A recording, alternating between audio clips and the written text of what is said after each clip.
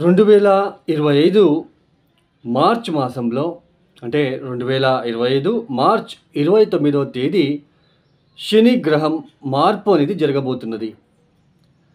అంటే ఏదైతే ఈ కుంభరాశిలో సంచారం చేస్తున్నారో ఇక మీద 2025 మార్చ్ 29వ తేదీ తర్వాత ఆయన కుంభరాశి నుంచి మీనరాశికి వెళ్ళి సంచారాన్ని ప్రారంభం చేయబోతున్నారు.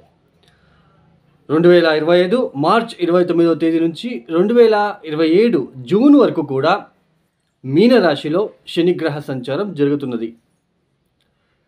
ఈ ట్రాన్సిషన్ ఏదైతే ఉందో, ఈ శనిగ్రహ మార్పు ఏదైతే సంభవిస్తూ ఉందో, ఈ శనిగ్రహ మార్పు వలన ద్వాదశ రాశుల వాళ్ళకి ఎలాంటి ఫలితాలు గోచరిస్తున్నాయని తెలుసుకుందాం. ముఖ్యంగా ఏళ్నాటి శని, అర్ధాష్టమ శని, అష్టమ శని, పంచమ శని అంటే చాలామందికి ఒక భయం అనేది ఉంటుంది. అంటే ఏ కష్టం వచ్చినా కూడా అది నాకు శనిదేవుడి ఇంపాక్ట్ అని అనుకుంటూ ఉంటారు. ఇక్కడ ఏంటి అంటే గోచారం వేరు, మన స్వజాతకం వేరు. గోచారంలో ఒక రాశి నుంచి ఇంకొక రాశికి ఒక గ్రహం మారుతూ ఉన్నప్పుడు, అంటే ఇప్పుడు కుంభరాశి నుంచి శని మీనరాశికి వెళ్తున్నాడు. ఈ మీనరాశికి మీ జాతకంలో శని ఎన్ని అష్టకవర్గ బిందువులు ఇచ్చాడు అన్నది చాలా ఇంపార్టెంట్. అష్టకవర్గ బిందువులు చాలా ఇంపార్టెంట్ అండి. ఇప్పుడు పాపగ్రహాలైన అంటే శని కావచ్చు, కుజుడు కావచ్చు, ఇలా రాహు కావచ్చు, లేదా సూర్యుడు కావచ్చు, 3, 6, 11వ స్థానాలు తర్వాత దశమ స్థానంలో కూడా మనకి శుభ ఫలితాలు ఇస్తారని మనకి తెలుసు. లాభస్థానంలో ఏదైనా, ఇప్పుడు లాభస్థానంలో శని వచ్చాడు అంటే లాభస్థానంలో శని రాగానే పూర్తిగా శుభ ఫలితాల, అంటే లాభస్థానంలో శని రాగానే పూర్తిగా శుభ ఫలితాలు అని చెప్పుకుంటూ ఉంటాం. బట్ శని లాభస్థానంలో వెళ్ళినప్పుడు అశుభ ఫలితాలు అయితే ఉండవు. బట్ పూర్తిగా లాభం ఇస్తాడా, మిక్స్డ్గా ఉంటుందా, మీడియంగా ఇస్తాడా, ఇలా మనం ఎలా తెలుసుకుంటాము? అష్టకవర్గ బిందువులు ఏ 0, 1, 2 ఇచ్చి బలహీనపడి ఉంటే ఆ గ్రహం ఇచ్చే ఫలితాలు చాలా మటుకు తగ్గుతాయి. 4, 5, 6 ఇలా ఆ గ్రహం ఆ ఇంటికి సంబంధించిన ఏదైతే అష్టకవర్గ బిందువులు ఎక్కువ ఇచ్చి ఉన్నప్పుడు ఆ గ్రహం యొక్క ఫలితాలు అనేది పూర్తిగా ఒక జాతకుడికి అందుతాయి. ఇప్పుడు గురువు కూడా అంతేనండి.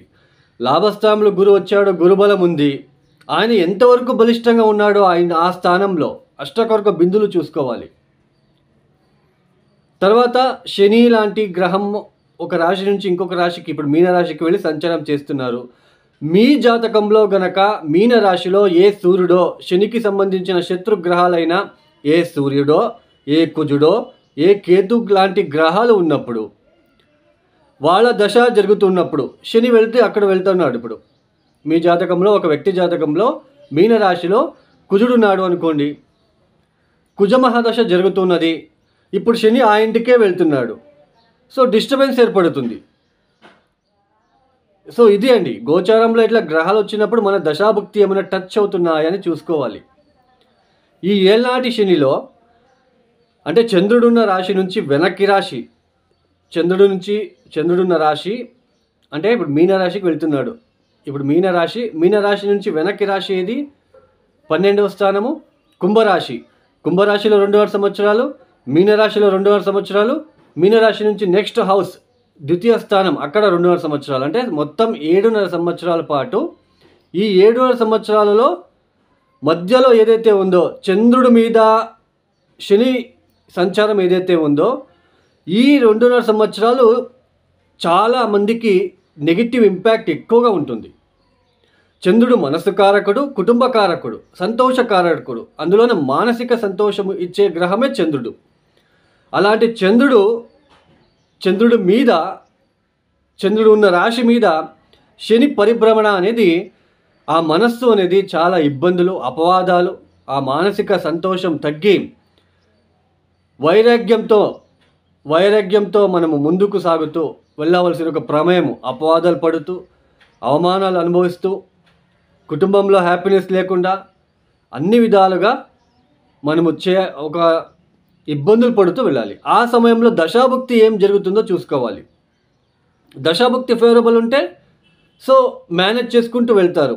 ఒకవేళ దశాభుక్తి ఫెయిల్ అయ్యి ఇలా కూడా ఉన్నట్టు కనుకైతే ఏదైతే ఉందో ఇప్పుడు జన్మరాశిలో శని సంచారం చేసేటప్పుడు అది నెగిటివ్, ఈ దశాభుక్తి బాగాలేదు అంటే ఒక వ్యక్తి చాలా తీవ్రమైన ఇబ్బందులు పడుతూ అంటే ఎట్లా ఉంటుందంటే మనకి జీవితం వద్దు, జీవితం మీద విరక్తి పడేలా చేస్తాడు. శని అంటే రిస్ట్రిక్షన్ ప్లానెట్.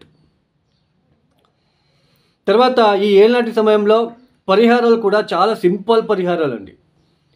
పరిహారాలు అనగానే చాలామందికి ఏంటి అంటే ఏదో ఒక జంప్ స్టోన్ వేసుకోగానే ఆ కర్మ తగ్గుతుంది అని ఒక థాట్ వచ్చి ఉంటుంది. అలాంటివన్నీ ఉండదండి. ఒక జంప్ స్టోన్ వేసుకోగానే మనకి ఆ గ్రహం మనకి మంచి ఫలితాలు ఇస్తుంది, దట్ ఈజ్ రాంగ్. ఎప్పుడు దశాభుక్తిలో కావచ్చు లేదా ఇలా గోచరంలో ఎలాంటి శని సమయంలో కావచ్చు కొన్ని సింపుల్ పరిహారాలు మనమే చేసుకుంటూ వెళ్ళాలి తప్ప సో ఎక్కడో ఆన్లైన్ పూజలు సో ఇవన్నీ పనికి రావు, ఫలితాలు కూడా రావు. సో ఇక ద్వాదశ రాశిలోకి వెళ్ళిపోదాం. మిథున రాశి. ఈ మిథున రాశి వాళ్ళకి శని అష్టమాధిపతి నవమాధిపతి అవుతాడు. ఇప్పుడు నవమస్థానంలో సంచారము అంటే కుంభరాశిలో సంచారం చేస్తున్నారు. 2025 మార్చ్ తర్వాత ఆయన దశమానికి వెళ్ళి సంచారం చేయబోతున్నారు. చూడండి, శని ఒక్కొక్క స్థానానికి వచ్చినప్పుడు కర్మానుసారంగా ఆ ఇంటికి సంబంధించిన ఫలితాలను ఇస్తారు. ఇది బాగా గుర్తుపెట్టుకోండి. పంచమ స్థానానికి వచ్చినప్పుడు ఒక విధంగా మనకి ఫలితాలు ఇస్తాడు, లాభస్థానానికి వచ్చినప్పుడు ఫలితాలు ఒక విధంగా ఇస్తాడు, 6వ స్థానానికి వచ్చినప్పుడు ఫలితాలు ఒక విధంగా ఇస్తాడు. దట్టు ఇక్కడ ఏంటి అంటే అష్టకవర్గ బిందువులు చాలా ఇంపార్టెంట్. ఇప్పుడు మిథున రాశి వాళ్ళకి దశమ స్థానంలో శని సంచారం జరుగుతున్నది. దశమ స్థానం అంటే ఏంటి? చేసే వృత్తి వ్యాపారాల్లో మనకెంత గౌరవ మర్యాదలు వస్తాయి, మనం చేసే వృత్తిలో మనకెంత పాజిటివ్ వైబ్రేషన్ వస్తుంది, మనకెంత రెస్పెక్ట్ అనేది వస్తుంది అనేది మనకి రిప్రజెంట్ చేస్తుంది దశమ స్థానం. అలాంటి దశమ స్థానంలో కర్మకారకుడైన శని భగవానుడు వెళ్ళి సంచారం అనేది చూడండి, జాబ్లో చాలా స్ట్రగల్స్ అనేది ఎక్కువగా ఉంటుంది. ఈ సమయంలో జాబ్లో ఒత్తిడి ఎక్కువగా ఉంటుంది. తర్వాత ఇక్కడ ఏంటి, శని కూర్చొని ఎక్కడ ఏ రాశిని చూస్తున్నాడు? సప్తమ దృష్టితో మీ చతుర్థ స్థానాన్ని చూస్తున్నాడు. అంటే ఆ కంఫర్టు, ఆ హ్యాపీనెస్ ఇవన్నీ పక్కన పెట్టేసి ఓన్లీ జాబ్ మీద కాన్సన్ట్రేషన్ చేసేలా చేస్తాడు. నాకు జాబు, నేను జాబ్లో సక్సెస్ అవ్వాలి. సో ఇవన్నీ కూడా అక్కడ అలాంటి ఫలితాలు. అంటే ఈ ఇంటికి సంబంధించిన విషయంలో ఇవన్నీ కూడా పట్టించుకోకుండా ఓన్లీ జాబు, నా పని, నేను చేసే వృత్తి, దీంట్లో నేను నేమ్ అండ్ ఫేమ్ తెచ్చుకోవాలి, ఇలాంటి తపన అనేది క్రియేట్ అవుతుంది. బట్ దాంట్లో సక్సెస్ ఎంతవరకు మీరు అవుతారు? అది అష్టకవర్గ బిందువులు. ఏ 0నో 1 2 బిందువులు ఇచ్చి ఉంటే ఉద్యోగంలో చాలా స్ట్రగల్స్ ఫేస్ చేయాలి. ఈవెన్ జాబ్ లాసెస్ కూడా ఉంటుంది.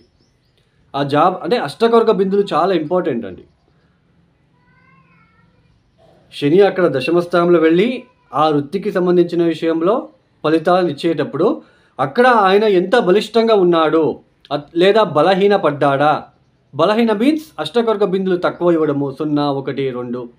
అంటే జాబ్లో ఎక్కువ కాన్సన్ట్రేషను, జాబ్ అంటూ జాబ్లోనే ఎక్కువ పని చేసుకుంటూ ఎక్కువసేపు ఓవర్ టైం డ్యూటీలు చేసుకుంటూ అష్టమాధిపతి కూడా అవుతాడు. ఎక్కడ ఉంటుంది చెప్పండి? పీస్ అనేది ఉండదు. అష్టమాధిపతి దశమానికి వెళ్ళినప్పుడు శారీరకంగా చాలా పెయిన్ఫుల్గా ఉంటుంది. సాయంత్రం రాగానే పడుకోవాలి అనే అనిపించేంతలాగా మీరు పని చేసి రావాల్సిన ప్రమేయం ఏర్పడుతూ ఉంటుంది. బట్ దశమస్థానంలో శని వచ్చినప్పుడు అక్కడ మీరు విన్ అవుతారా లేదా, అంటే జాబ్లో విన్ అవుతారా లేదా, జాబ్లో మంచి ప్రోగ్రెస్ చూస్తారా లేదా అని ఎలా తెలుసుకోవాలి? అక్కడ అష్టకవర్గ బిందువులు. ఒకవేళ మిథున రాశి వాళ్ళు చెక్ చేసుకోండి. మీ మీనరాశి అంటే దశమస్థానంలో ఏ సూర్యుడో, ఏ కుజుడో, ఏ కేతు లాంటి గ్రహాలు ఉన్నప్పుడు ఉద్యోగంలో పదవిని కోల్పోవడం లాంటివి కూడా జరుగుతాయి. ఆ పదవిని కోల్పోయి శని అక్కడ చతుర్థాన్ని చూస్తాడు, బాగా డిప్రెషన్కి వెళ్ళిపోవడము, ఇలాంటివన్నీ ఎక్కువగా ఉంటాయి అంటే కేంద్ర స్థానంలో వచ్చినప్పుడు. బట్ అక్కడ ఏ గ్రహము లేదు, అష్టకవర్గ బిందువులు ఎక్కువగా ఇచ్చాడు. జాబ్లో ఎంత ఒత్తిడి ఉన్నా, ప్రెజర్ ఉన్నా వాటిని తట్టుకొని విన్ అవుతారు, మీరు మంచి పేరు సంపాదిస్తారు. సో ఇది అండి, ఇలా ఉంటుంది మిథున రాశి వాళ్ళకి. కొద్దిగా జాబ్లో స్ట్రగల్స్ ఉంటాయి, తరచూ జాబ్ మారడము ఇలాంటివన్నీ ఉంటాయండి. సో మిథున రాశి వాళ్ళు ఏం చేసుకోవాలి? మీ కింద పనిచేసే వాళ్ళకి రెస్పెక్ట్ ఇవ్వండి, పరించకండి, కార్మికులని చిన్న చూపు చూడకండి, ఎస్పెషలీ స్వీపర్స్ని. సో ఇలాంటి వాళ్ళకి చాలా రెస్పెక్ట్ ఇవ్వండి, వాళ్ళకి ఏదైనా హెల్ప్ చేయడానికి ప్రయత్నాలు చేసుకోండి. కాలభైరవేశ్వర అష్టకాన్ని చదువుకోండి. తర్వాత శని జలతత్వ రాశిలో అంటే మీన రాశిలో సంచారం చేస్తున్నాడు కాబట్టి శనికి సంబంధించిన అంటే ఇప్పుడు శని గురువు ఇంట్లో ఉంటున్నాడు కాబట్టి గురువు గారికి కావచ్చు, లేదా బ్రాహ్మణుడి సేవ కావచ్చు, లేదా ఆంజనేయ స్వామికి కావచ్చు, లేదా శివుడికి కావచ్చు, అభిషేకాలు ఎక్కువ చేయించడానికి ప్రయత్నాలు చేసుకోండి. తర్వాత కాలభైరవేశ్వర అష్టకాన్ని మానకుండా చదువుకోండి. శనివారం పూట లేదా కంటిన్యూస్ 42 రోజులు 42 డేస్ ప్రదోషకాలంలో సాయంత్రం పూట శివాలయానికి వెళ్ళి నువ్వుల ఒత్తులను వెలిగించడానికి ప్రయత్నాలు చేసుకోండి. ఖచ్చితంగా పాజిటివ్ వైబ్రేషన్ స్టార్ట్ అవుతుంది 42 డేస్ వరుసన చేసుకొని మీరు చూడండి. ఈ యొక్క వీడియో మీకు నచ్చితే లైక్ చేయండి, షేర్ చేయండి, సబ్స్క్రైబ్ చేసుకోండి. సర్వే జనో సుఖినో భవంతు. ధన్యవాదములు.